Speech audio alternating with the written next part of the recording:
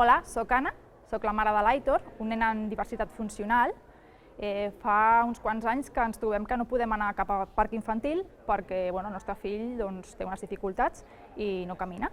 Llavors, quan vaig veure l'opció de poder presentar un pressupost participatiu, vaig pensar que era una bona idea poder presentar el primer parc inclusiu a Barcelona.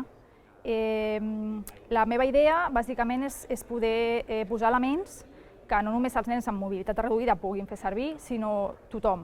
És a dir, els nens que tenen autisme, els nens que tenen discapacitat visual i auditiva i qualsevol tipus de nen i nena que no tinguin cap tipus de dificultat.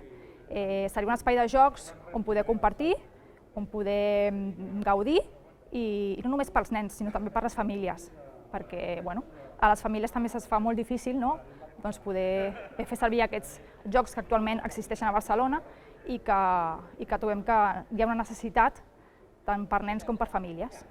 Llavors, necessito que em voteu i que aquest parc sigui una realitat, perquè són moltes les famílies que ho necessiten i que pot ser molt enriquidor no només pels nens amb diversitat funcional, sinó per tothom. Ens hem de veure, estem aquí.